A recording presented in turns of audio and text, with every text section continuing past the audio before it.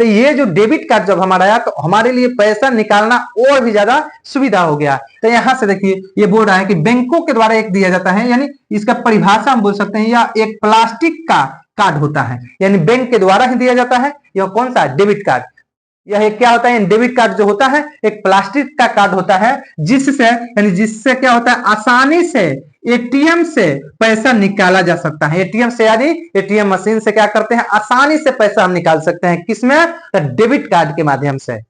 तो आप debit card अगर नहीं समझे हैं तो फिर से पूछिए, फिर से मैं बताऊंगा। लेकिन डेबिट कार्ड इतना अच्छा सा समझा दिया कि आप लोग को ना समझने वाला कोई बात ही नहीं है। तो एक बार आप लोग लाइक जरूर कीजिएगा अगर समझ में आया है तो। चलिए नेक्स्ट चलते हैं, क्रेडिट कार्ड। अब डेबिट कार्ड क्या होता था, ये डेबिट कार्ड का जो काम होता था वो सिर्फ पैसा निकालना होता था।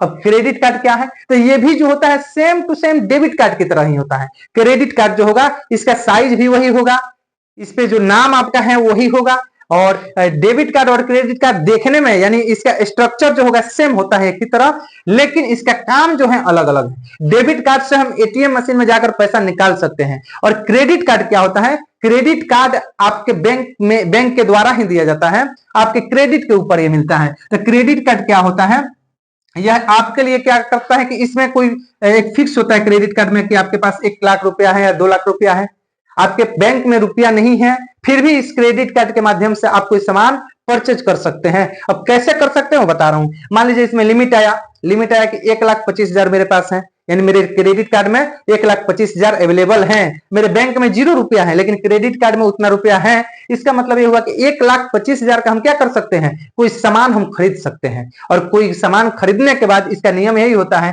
कि मान लीजिए 1,25,000 मेरे पास है, उसमें से 40,000 का हम कोई सामान खरीदे हैं तो उसको एक मंथ के अंदर ही 40,000 हमको देना होता है। यानी एक मंथ के अंदर ही इसको 40,000 क्या करना पड़ेगा, हमको देना पड़ेगा। और अगर एक मंथ के अंदर अगर नहीं दे पाते हैं तो इसका दूसरा भी ऑप्शन है। इसका दूसरा ऑप्शन क्या है कि आप मंथली बांध दीजिए, इसको आप मंथली कर दीजिए। मंथली करने का भी सुविधा होता है कि एक मंथ में हम इतना रुपया प्रति मंथ डालेंगे। तो चलिए क्रेडिट कार्ड का परिभाषा देख लेते हैं। बोल रहा है कि यह एक प्लास्टिक का कार्ड होता है, यानी डेबिट कार्ड की तरह यह भी एक क्या होता है, प्लास्टिक का कार्ड होता है। यह भी डेबिट कार्ड भी बैंक के द्वारा दिया जाता है और क्रेडिट कार्ड भी बैंक के द्वारा ही दिया जाता है। तो नेक्स्ट है कि इसके आधार पर उसके धारक को यानी जिसका खाता है उसको पैसा प्राप्त होता है। और ये पैसा किस रूप में प्राप्त होता है बाबू, तो ये जो पैसा होता है लोन के रूप में प्राप्त होता है। आप इसको लोन के रूप में, ईएमआई के रूप में कर सकते हैं।